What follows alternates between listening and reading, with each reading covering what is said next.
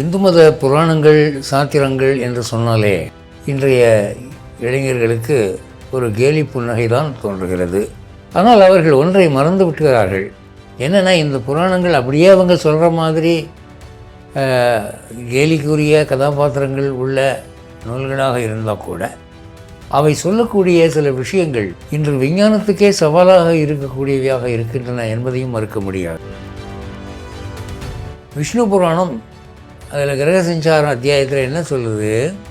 மக்கள் சூரியன் தான் பூமியை சுற்றி வருகிறது, காலையில் கிழக்க உதிக்குது, மாலையில் மேற்க மறையுது அப்படின்னு நினைக்கிறாங்க. ஆனால் உண்மையிலே பூமி தான் சூரியனை சுற்றி வருகிறது.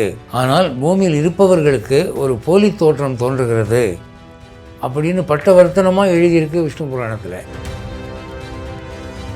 அந்த காலகட்டத்தில் சூரியன் தான் பூமியை சுற்றுகிறது என்ற கருத்து தவறு என்று கலீலியோ சொன்னதுக்கு அவரை கல்லால் எரிஞ்சு கொல்ல போயிட்டாங்க, மலையிலிருந்து தள்ளிவிட போயிட்டாங்க. ஆனால் விஷ்ணு புராணத்தினுடைய ஆயுள் என்ன? பல ஆயிரக்கணக்கான ஆண்டுகள், இன்னும் சொல்ல போனால் லட்சக்கணக்கான ஆண்டுகள் என்று சொல்லலாம். இன்றைய கால ஆராய்ச்சியில் அனுமதிக்க மாட்டேங்குது. அந்த காலத்தில் இதை சொல்லியிருக்கிறான். அதை எப்படி கண்டுபிடிச்சாங்க? டெலஸ்கோப் இருந்துச்சா? அப்போ புராணங்கள் கேலிக்குரியவை என்றால் இந்த மாதிரி கருத்துக்கள் அங்கே எப்படி இடம்பெறும்? எல்லா புராணங்களும் ஏதாவது ஒரு முனிவர் கேள்வி கேட்டு ஏதாவது ஒரு முனிவர் பதில் சொல்கிற மாதிரி தான் இருக்குது. ஆனால் இந்த புராணத்தில் மட்டும் கேள்வி கேட்குற கருடனுடைய பேரை புராணத்துக்கு பேராக வச்சாங்க, கருட புராணம். இந்த உடம்பை விட்டு ஆத்மாவை பிரிக்கிற போது, யமனுடைய கிங்கர்களை பிரிக்கிற போது அந்த ஆத்மா என்ன பண்ணுமோ உடம்பை பிடிச்சிக்குமா, நாங்கள் வரமாட்டோம், இந்த உடம்பை விட மாட்டேன்னு. அப்போது அந்த யமனுடைய கிங்கரில் என்ன பண்ணுறாங்களாம், உனக்கு அடுத்து ஒரு உடம்பு கிடைக்க போகுது, அந்த உடம்புடைய ஃபோட்டோ பாருன்னு சொல்லி அந்த படத்தை காட்டுறாங்க. நீ இன்னும் ஊரில் இந்த ஜென்மம் எடுக்க போகிற, இதுதான் அந்த படம் அப்படின்னு காமிச்ச உடனே, ஓ அப்போ இன்னொரு உடம்பு எனக்கு உண்டா அப்படின்ட்டு அதுக்கப்புறம் தான் அது பிடிமானத்தை விடுதான். இதுவும் பெருமாள் சொல்கிறாருங்க. கருட புராணம் என்ன சொல்கிறது? ஒவ்வொரு அமாவாசை என்றும் நம் வீட்டு வாசலில் நம் இறந்து போன முன்னோர்கள் வந்து நிற்கிறார்கள், அவர்களுக்கு நாம் கொடுக்க வேண்டியதை கொடுத்தா தான் போகிறாங்க, இல்லைன்னா சபித்து விட்டு போகிறார்கள் என்று சொல்லுது. இதெல்லாம் யாருக்கு தெரியும்? இன்றைக்கும் இந்தியாவில் பார்த்திங்கன்னா அமாவாசை தர்ப்பணம் ரெகுலராக நடந்துகிட்ருக்கு. செத்து ஒருத்தன் பாடையில் வச்சு சுடுகாட்டு கொண்டு போயிட்டுருக்குறாங்க. பாடையில் படுத்து பணமாக கிடக்கிறவன் திடீர்னு எதிர்த்து உக்காடுறான். அது ஏன் அப்படின்னு கருடன் பெருமாள் கேட்குறாரு. என்ன கேள்வி? அதுக்கு பெருமாள் சொல்கிறாரு, சில சமயம் யமனுடைய கிங்கரர்கள் ஒரு தவறு பண்ணிடுறாங்க. யாருடைய உயிரை கொண்டு வரணுமோ அவன் உயிர் எடுக்கிறதுக்கு பதிலாக ஒரு ராங் டோர் நம்பருக்கு போய் வேற ஒருத்தனுடைய உயிரை கொண்டு வந்துடுவாங்க.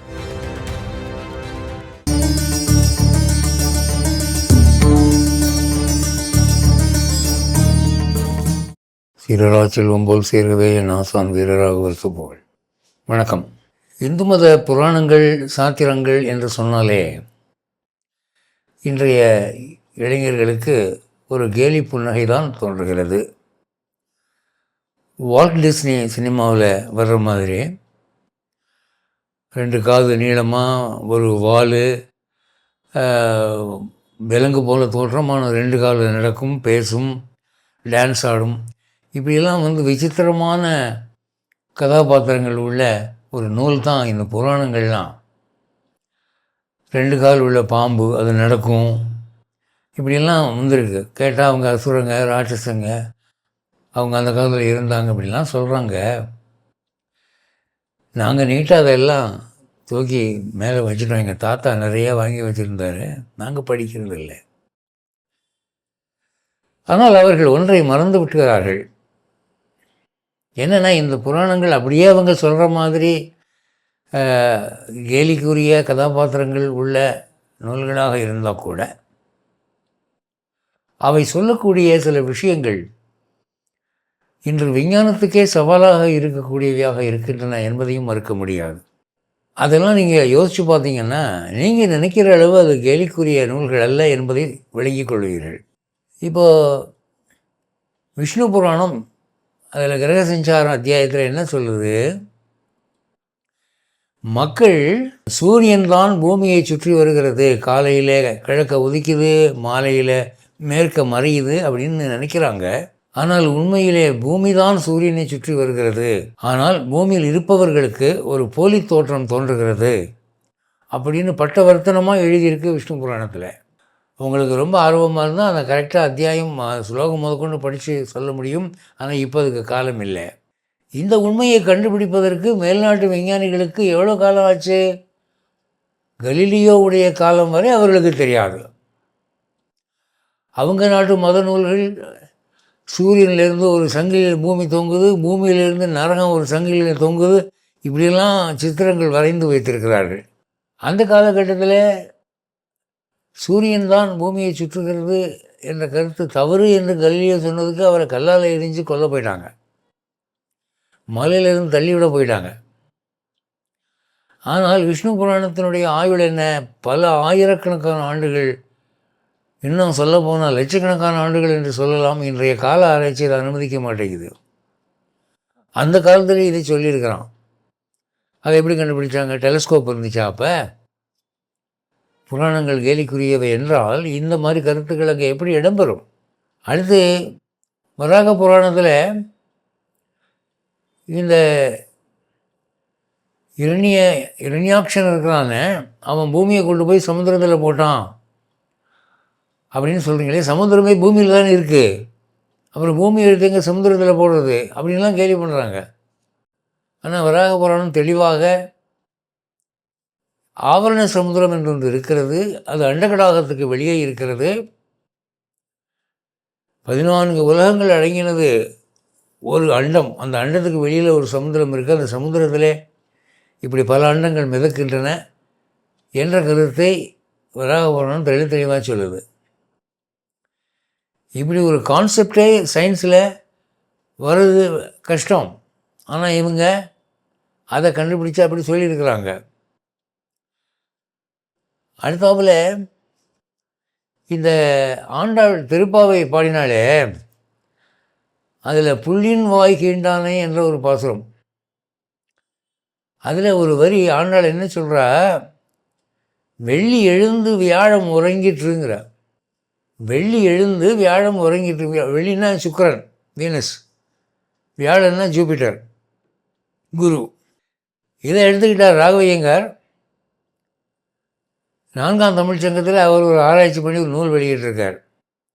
எத்தனை வருஷத்துக்கு ஒரு தடவை வியாழன் அஸ்தமனம் ஆகுது, எத்தனை வருஷத்துக்கு ஒரு தடவை வெள்ளி என்ற சுக்கிரன் உதயமாகுது, அதை நம்ம ஈஃபமெரிக்கலாக கண்டுபிடிச்சு கணக்கு போட்டால் ஆண்டாளுடைய காலம் இதுதான் என்று நாம் அறுதியிட்டு விட முடியும் என்று ஒரு ஆய்வு நூல் வெளியிட்டிருக்கார். அதெல்லாம் யார் படிக்கிறது? அடுத்து வியாழம் உறங்கிட்டு வெள்ளி எழுந்ததுன்னா, வியாழன் என்பது ஞானக்காரகன், பகவான் வரமாட்டானா என்ற ஏக்கமுள்ள ஞானத்தை குறிக்கிறது வியாழன். வெள்ளி என்பது அசுரகுரு, இன்ப சுகபோகங்களுக்குரிய கிரகம். பகவான் வந்துட்டான், இனிமேல் நம்ம ஆடை உடுப்போம், நெய் சாதம் சாப்பிடுவோம் அப்படிங்கிற மாதிரி ஒரு மகிழ்ச்சியை காட்டக்கூடியது. அப்போ அந்த மாதிரி மறைமுகமாக ஜோதிடத்தை அங்கே வச்சு ஆண்டாள் பாடியிருக்கா. அதில் எவ்வளோ விஷயங்கள் இருக்குது. நாம் மேலோட்டமாக பார்க்கக்கூடிய ஒவ்வொரு பாசுரத்திலும் எவ்வளவோ அதிசயம்லாம் இருக்குது. மார்கழி திங்கள் மதி நிறைந்த நன்னாளால் முதல் பாசுரம். அப்போ மார்கழி மாதம் 1ஆம் தேதி மதி நிறைந்த நன்னாள்னா, மதினா சந்திரன், பௌர்ணமியாக வருது மார்கழி மாதம் 1ஆம் தேதி. கேலண்டர் பாருங்க, அதையே அப்படி எழுதினா அதுக்கு வியாக்கியானங்கள் அருமையாக எழுதியிருக்காங்க. அது எப்படி அப்படின்னு அதை நம்ம நுண்மையாக படிக்கிற போது எவ்வளவோ ரகசியங்கள் நாம் தெரிந்து கொள்ள வேண்டியிருக்கே என்று இந்த சாஸ்திரங்கள் நமக்கு மறைமுகமாக புகட்டுகின்றன. பாகவதம் எடுத்துக்குவோம். பாகவதத்தில் கிருஷ்ணன் தன்னுடைய குரு சாந்திபினிக்கு அவருடைய இறந்து போன மகனை கொண்டு கொடுக்குறார். அப்படி ஒரு சீன் வருது. அந்த சாந்திபினுடைய மகன் இறந்து போய்விட்டான் ஏற்கனவே. இப்போ செத்துக்கிட்டு இருக்கான், போய் காப்பாற்றுறாருங்கிற கேஸ் இல்லை, அல்லது செத்து பணமாக கிடக்கிறாரு, அந்த பணத்துக்கு உயிர் கொடுத்தாருங்கிறதும் இல்லை. என்றைக்கோ செத்து போயிட்டான். அப்போ அவனை திருப்பி கொண்டு கொடுத்தான் கண்ணன் என்னும்போது அங்கே ஸ்லோகம் அழகாக போடுறாங்க. அகண்ட காலத்தில் நுழைந்து கொண்டு வந்தான்னு. அது என்ன அகண்ட காலம்? கண்ட என்றால் துண்டு, பைஃபர்கேட்டட். அகண்ட என்றால் அன்பைஃபர்கேட்டட். அதாவது past tense, present tense, future டென்ஸுங்கிற பிரிவு இல்லாமல் முனிவர்களுக்கும் யோகிகளுக்கும் தேவர்களுக்கும் எப்பொழுதுமே ஒரே ஒரு காலம்தான், எல்லாம் நிகழ்காலம்தான். அவங்களுக்கு 3 காலம் கிடையாது. அப்படி அந்த காலம் நீண்ட ஸ்ட்ரிப்பில் அதான் அக்கண்ட பிரிவில்லாத காலம். அப்போ ஒரு 100 ஆண்டுகளுக்கு முன்பு நடந்த ஒரு சம்பவம் அது இன்னமும் அந்த காலத்தில் இருக்குது உயிரோட. அதை போய் நம்ம எடுத்துகிட்டு வர முடியும், ப்ரொவைடர் உங்களுக்கு அந்த யோகி கெப்பாசிட்டி இருந்தால். இங்கே ஒரு விஷயம் நீங்கள் புரிஞ்சுக்கணும். ஹச்ஜி வெல்ஸ் அப்படிங்கிற ஒரு விஞ்ஞானி மேல்நாட்டில் டைம் மிஷின் பற்றி ஒரு கதை எழுதணும். ஒரு எந்திரமாக அதில் உட்காந்து முடுக்குனா நீங்கள் நினைக்கிற வருஷத்துக்கு போகலாம். இப்போ 2075 வருஷத்துக்கு இன்றைக்கி உட்காந்து போயிடலாம், அல்லது 1635 வருஷத்துக்கு இப்படி முடுக்குனா போயிடலாம் அப்படின்னு எழுதியிருக்கான் ஒரு கதை. அது தவறு என்பதை இங்கே பாகவதத்தில் க்ளீனாக சொல்கிறாங்க. டைம் மிஷின்கிறது ஒரு எந்திரம். எந்திரம் என்பது பௌதிக பொருள், கண்ணால் கண்டு காதால் கேட்டு கைகளால் தொட்டு உணரக்கூடிய ஒரு பொருள் தான் எந்திரம். ஆனால் காலம் அப்படி இல்லை. காலம் என்பது நுட்பமானது, சட்டில். இது gross. Machine is a gross object. டைம்ங்கிறது it is a subtle concept. அப்போ காலத்தை நுழைத்து கொண்டு போகணுன்னா இந்த எந்திரத்தால் முடியாது. அது ஆன்மாவினுடைய ஒரு விசேஷ சக்தியினாலே தான் முடியும். அது பாகவதம் தெளிவாக சொல்லுதே. அப்போ ஹச்ஜி வெல்ஸ் எழுதின நாவல் அபத்தம்ங்கிறது தான் அன்றைக்கே பாகவதத்தில் சொல்லிட்டாங்க. புராணங்களை கேள்வி பண்ணுறவங்க இதெல்லாம் யோசிக்கணும். அப்புறம் இந்த கிரகங்கள்லாம் எவ்வளோ கரெக்டாக லொக்கேட் பண்ணியிருக்கிறாங்க இந்திய நாட்டு தீர்க்கதரிசிகள் என்று நாசா விஞ்ஞானிகள் ஆச்சரியப்பட்டு போகிறாங்க. ஒரு வருஷமும் நம்ம பஞ்சாயத்து வாங்குகிறாங்க விலைக்கு அவங்க ஃபார் வெரிஃபிகேஷன். அவங்க ஈஃபிமெரிஸ் தப்பு பண்ணலாம், டெலஸ்கோப்பை பார்த்து ஃபிக்ஸ் பண்ணது. ஆனால் இவங்க சொல்கிறது தப்பாகிறது இல்லை. அந்த கிரக நிலைகளை அவங்க எப்படி எழுதினாங்க? புராணங்களுடைய ஆதாரங்களினாலும் சூரிய சித்தாந்தம் போன்ற நூல்களின் ஆதாரத்தினாலும் அவர்கள் எழுதியிருக்கிறார்கள். இன்றைக்கும் அது பெர்பெச்சுவேட் ஆகுது. அந்த சூரிய சித்தாந்தத்தில் பித்தகோரஸ் தியரி அருமையாக சொல்லப்பட்டிருக்கு. பித்தகோரஸ் காலம் என்ன, இந்த சூரிய சித்தாந்தத்தின் காலம் என்ன? இன்றைக்கி லேட்டஸ்ட்டாக நாம் பார்த்து ஆச்சரியப்படக்கூடிய தியரியெல்லாம் அன்றைக்கி ரொம்ப சர்வசாதாரணமாக அவர்கள் எழுதி வைத்திருக்கிறார்கள். அப்போது அன்றைக்கி என்ஜினியரிங் எப்படி இருந்தது? சும்மா உக்காந்து அவங்க படம் வரைகிற போதே இப்படி இருந்தால் இப்படி இருக்கும் அப்படிங்கிறத கேல்குலேட் பண்ணி கரெக்டாக சொல்லுவாங்க. நீங்கள் அளந்து பார்த்தா கரெக்டாக இருக்கும். அது இந்த சாஸ்திரங்களில் தான் நம்ம பார்க்குறோம். அடுத்து வேதிக் மேத்தமேட்டிக்ஸ்னு ஒன்று, வேதங்களிலே கணிதம். அந்த கணிதமே வேறையாக இருக்குது. இப்போ நாம் டோட்டல் பண்ணுறோன்னு சொன்னேன். இப்போ 1436 ப்ளஸ் 1218ன்னு 1436 மேலே எழுதி கீழே 1218ன்னு எழுதி அதை இப்படி கூட்டிக்கிட்டு இருப்போம் இல்லையா? That is the way of addition we do. Vedic mathematics அப்படி இல்லை. ஏறக்குறைய கால்குலேட்டருடைய வேகத்தில் கண்ணு திறக்கிறதுக்குள்ளே பெரிய பெரிய கணக்கெல்லாம் போடக்கூடிய யுக்திகள் அவர்கள் சொல்லியிருக்கிறார்கள். இன்றைக்கும் வேதிக் மேத்தமேட்டிக்ஸில் வல்லவர்கள் இருக்கிறார்கள். யுனெஸ்கோவில் அப்படி ஆசிரியர்கள் அவங்க லெக்சர் பண்ணியிருக்கிறாங்க.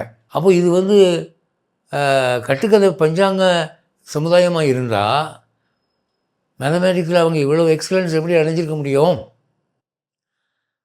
அப்புறம் ஒரு சிம்பிள் மேட்டர், நீங்கள் ஒரு பல்லு வலின்னு சொல்லி பல் டாக்டர்கிட்ட போகிறீங்க.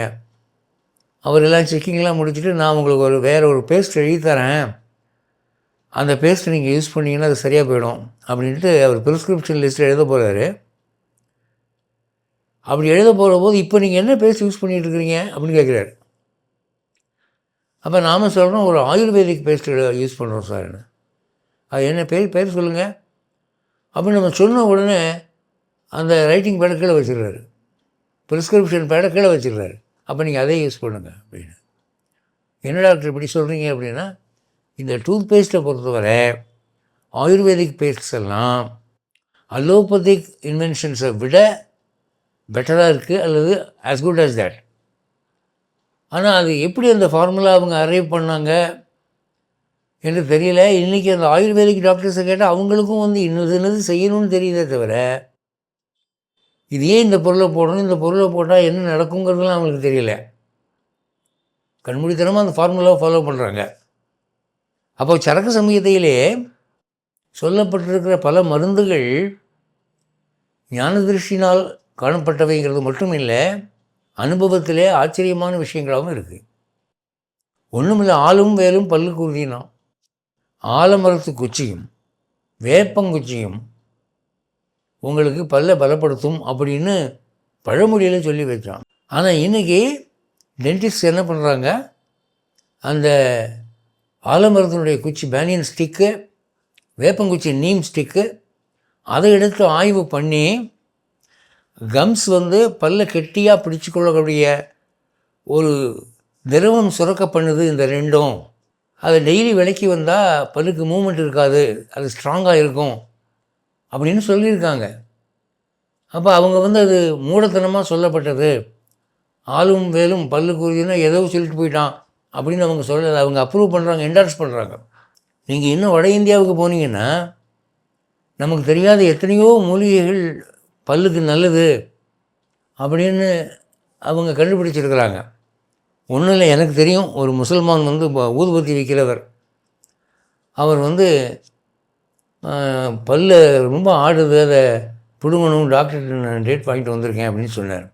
அப்போ நான் சொன்னேன், எனக்கு ஒரு நாட்டு வைத்தியர் தெரியும், அவர்கிட்ட காமிச்சிட்டு அவரும் பிடுங்க சொன்னார்னா நீங்கள் பிடுங்குங்க, ஏன் அவசியம் ஒரு பல்லை இழக்கிறீங்க அப்படின்னா. சரின்னு போய் பார்த்தார். ஒரு 4 நாள் கழித்து வந்தார். என்ன சொன்னார், தம்பி நீங்கள் சொன்னது ரொம்ப சரியாக போச்சு. அவர் ஒரு குறிப்பிட்ட ஒரு சின்ன பொருள் கொடுத்து அதை பல்லை வச்சுக்க சொன்னார், அதில் கட்டக்காம்பையும் வச்சுக்க சொன்னார். இப்போ பல் ஆடுறது நின்று போச்சு, வலியும் நின்று போச்சு, நான் பல்லு பிடுங்க வேண்டிய அவசியம் இல்லை, பல் இப்போ ஸ்ட்ராங்காக இருக்குது அப்படின்னா. அப்போ இதெல்லாம் ஆயுர்வேதிக் கண்டுபிடிப்புகள் நம்ம சாஸ்திரங்களில் தானே சொல்லப்பட்டிருக்கு, அதெல்லாம் நம்ம பார்க்கணும். இது தவிர கருட புராணம்னு ஒன்று.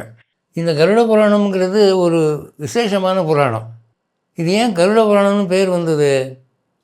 கருடன் எப்படி பிறந்தான், கருடன் யாருக்கு மகன், கருடன் எப்படி வளர்ந்தான் அப்படிங்கிற அவன் கதை சொல்லக்கூடிய புராணமாக இது? அப்படி தான் எல்லோரும் நினைக்கிறாங்க. அதெல்லாம் இல்லை. கருடன் பெருமாளை சில கேள்விகள் கேட்குறார், அதுக்கு பெருமாள் பதில் சொல்கிறாரு, அதுதான் அந்த புராணம். இப்போ நான் என்ன கேட்குறேன்னா, இப்போது இது விஷ்ணு புராணம் இருக்குது. விஷ்ணு புராணத்தில் பராசர முனிவரை மைத்ரேயர் கேள்வி கேட்குறார், பராசரர் பதில் சொல்கிறார். அப்போ அந்த புராணத்துக்கு பராசர புராணம்னு வச்சுருக்கலாம், அல்லது மைத்ரேய புராணம்னு வச்சுருக்கலாம் இல்லையா? வைக்கலையே, விஷ்ணு புராணம்ல பேர் வச்சுருக்காங்க. அதே மாதிரி பரீட்சித்து என்ற ராஜா கேள்வி கேட்குறான், சுகபிரம்மம் சொல்கிறாரு, அப்படி வந்தது தான் பாகவதம். அது வந்து பரீட்சித்து புராணம் என்றோ சுகமுனிவர் புராணம் என்றோ வியாச புராணம் என்றோ சொல்லலை. அதுக்கு என்ன பேர், பாகவதம்னு வச்சுட்டாங்க. எல்லா புராணங்களும் ஏதாவது ஒரு முனிவர் கேள்வி கேட்டு ஏதாவது ஒரு முனிவர் பதில் சொல்கிற மாதிரி தான் இருக்குது. ஆனால் இந்த புராணத்தில் மட்டும் கேள்வி கேட்குற கருடனுடைய பேரை புராணத்துக்கு பேராக வச்சாங்க, கருட புராணம்னு. ஏன் அப்படி அப்படின்னா, எந்த முனிவரும் கேட்காத பெரிய மகா பெரிய கேள்விகளை கேட்டான் கருடன். மனிதனுக்கு, மனித இனத்துக்கு அவசியமான சில கேள்விகள். என்ன கேட்டால், மனிதன் செத்த பிறகு எங்கே போகிறான், செத்த பிறகு அந்த ஆத்மா டப்புன்னு இல்லைனாயிடுதா அப்படின்னு கேட்டான். அப்போது ஒரு மனிதன் இறந்த பிறகு என்ன நடக்கிறது என்பதை பெருமாள் சொல்ல, கருடன் தூண்டி தூண்டி கேள்வி கேட்க, ஆயிரக்கணக்கான ஸ்லோகங்கள் கொண்ட இவ்வளோ பெரிய புத்தகம், அதை நான் மூலம் வித் மொழிபெயர்ப்பு வச்சுருக்கேன். இப்போ உலகத்தில் எல்லா மதங்களுமே இறந்த பிறகு என்ன நடக்குதுங்கிறத பற்றி புராணங்கள் எழுதியிருக்கிறேன், இல்லைன்னு சொல்லலை. ஆனால் இவ்வளவு எக்ஸாஸ்டிவாக இத்தனை ஆயிரம் ஸ்லோகங்கள் உள்ளதாக இந்து மதத்தில் மட்டும்தான் நம்ம பார்க்குறோம். அதில் இந்த கருடன் கேட்குற கேள்வி ஒரு சின்ன பிள்ளை கேட்குற மாதிரி கேட்குறாரு. நமக்காக கேட்குறாரு, நம்ம சார்பில் கேட்குறாரு, தூண்டி தூண்டி கேட்குறாரு. பெருமாளை பார்த்து அவர் கேட்குறாரு, சுவாமி இறந்த உடனே அந்த உடலில் இருக்கிற ஆத்மா எங்கே போகுது, எந்த டைரெக்ஷனில் போகுதுன்னு. நாம் நினைக்கிறோம் ஒன்று நரகத்துக்கு போகும், இல்லை சொர்க்கத்துக்கு போகும், இல்லை ஒரு தாய் வயிற்றுக்கு போகும்னு. இது மூணுமே இல்லை. பெருமாள் என்ன சொல்கிறாரு, இறந்தவனுடைய உயிர் ஆத்மாவானது அந்த இறந்த பிணத்துக்கு நேராக மேலே 10 அடி உயரத்தில் மற்றவர்கள் கண்ணுக்கு தெரியாமல் நிற்கும். அந்த பிணமானது எடுத்துக்கொண்டு போகப்பட்டு சுடுகாட்டிலே சம்ஸ்காரங்கள் முடிகிற வரை அது கூடவே அலையும். அப்போ அதனுடைய மனநிலை எப்படி இருக்கும்னா அழும். ஐயோ என் உடம்பு போச்சே, ஐயோ என் உடம்பு போச்சே அப்படின்னு அழுது கொண்டு இருக்கும் அப்படின்னு பெருமாள் சொல்ல. எத்தனை பேருக்கு தெரியுது? அடுத்தாப்புல இந்த உடம்பை விட்டு ஆத்மாவை பிரிக்கிற போது, யமனுடைய கிங்கர்களை பிரிக்கிற போது அந்த ஆத்மா என்ன பண்ணுமோ உடம்பை பிடிச்சிக்குமா, நாங்கள் வரமாட்டோம், இந்த உடம்பை விட மாட்டேன்னு. அப்போது அந்த யமனுடைய கிங்கர்கள் என்ன பண்ணுறாங்களாம், உனக்கு அடுத்து ஒரு உடம்பு கிடைக்க போது அந்த உடம்புடைய ஃபோட்டோ பாருன்னு சொல்லி அந்த படத்தை காட்டுறாங்க. நீ இன்னும் ஊரில் இந்த ஜென்மம் எடுக்க போகிற, இதுதான் அந்த படம் அப்படின்னு காமிச்ச உடனே, ஓ அப்போ இன்னொரு உடம்பு எனக்கு உண்டா அப்படின்ட்டு அதுக்கப்புறம் தான் அது பிடிமானத்தை விடுதான். இதுவும் பெருமாள் சொல்கிறாருங்க. இவ்வளவு தூரம் நுட்பமாக நமக்கு படிக்க ரொம்ப சுவாரஸ்யமாக இருக்குது. அவ்வளவு இன்ஃபர்மேஷன். அதுக்கப்புறம் மாதம் அதுக்கு அந்த திதியில் அதுக்கு சாந்தி பண்ணணும். வருஷம் முடிஞ்ச உடனே செய்யணும். மாசிகம் வார்ஷிகம்லாம் இருக்குது அப்படின்னு சொல்லிட்டு சாதாரணமாக நினைக்கக்கூடிய அமாவாசைங்கிற நாளுக்கு கருட புராணம் என்ன சொல்லுது, ஒவ்வொரு அமாவாசை என்றும் நம் வீட்டு வாசலில் நம் இறந்து போன முன்னோர்கள் நிற்கிறார்கள், அவர்களுக்கு நாம் கொடுக்க வேண்டியதை கொடுத்தா தான் போகிறாங்க, இல்லைன்னா சபித்து விட்டு போகிறார்கள் என்று சொல்லுது. இதெல்லாம் யாருக்கு தெரியும்? இன்றைக்கி இந்தியாவில் பார்த்திங்கன்னா அமாவாசை தர்ப்பணம் ரெகுலராக நடந்துகிட்ருக்கு. அப்புறம் ஒரு கேள்வி கருடன் கேட்குறார், யாருமே கேட்காத கேள்வி. செத்து ஒருத்தன் பாடையில் வச்சு சுடுகாட்டு கொண்டு போயிட்டுருக்குறாங்க. பாடையில் படுத்து புணமாக கிடக்கிறவன் திடீர்னு எதிர்த்து உக்காடுறான். அது ஏன் அப்படின்னு கருடன் பெருமாள் கேட்குறாருங்க. என்ன கேள்வி?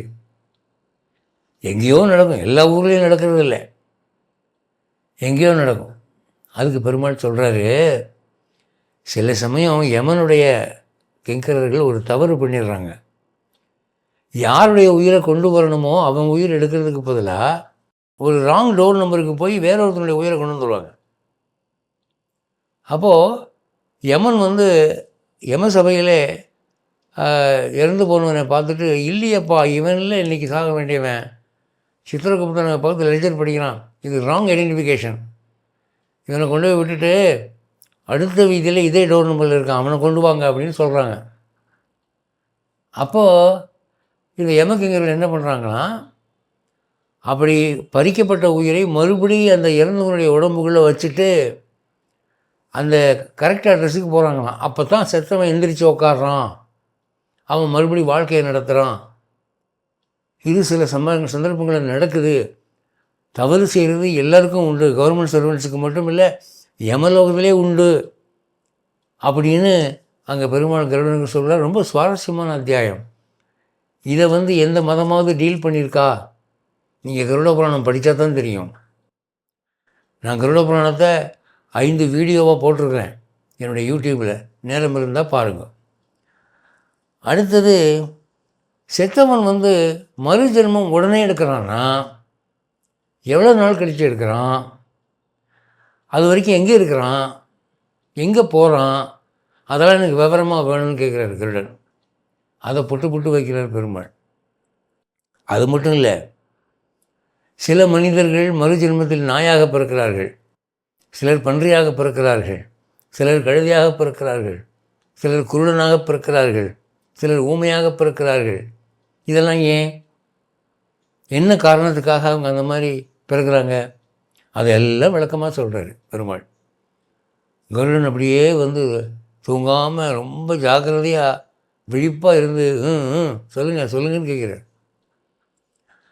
அப்படியாக இந்த கருட புராணம் இந்த உலகத்தில் உள்ள எல்லா புராணங்களை விட ஒரு ஒப்பற்ற புராணமாக, எல்லாரும் தெரிந்து கொள்ள வேண்டிய ஒரு புராணமாக இருக்கிறது. இப்படி இந்த புராணங்களை பற்றி நான் சொல்ல ஆரம்பிச்சேன்னா 18 புராணங்கள், 2 இதிகாசங்கள், 4 வேதங்கள், எத்தனையோ ஸ்மிருதிகள், 102 ஸ்மிருதிகள், இவ்வளவுடைய பெருமை சொல்கிறதுக்கு என்னுடைய ஆயுசு பத்தாது, உங்கள் ஆயுசு பத்தாது. அப்படி இருக்கிற போது நம்ம நாட்டு புராணங்கள்னு சொன்னாலே ஒரு கேலி, ஒரு பரிகாசம். இது நாட்டுக்கட்டைகளுடைய பேச்சு, இது கை நாட்டு பேர்வழியுடைய பேச்சு, இது நமக்கு தேவையில்லை என்கிறதாக ஒரு மனப்பான்மை இன்று இளைஞர்கள் மத்தியில் இருக்கிறது.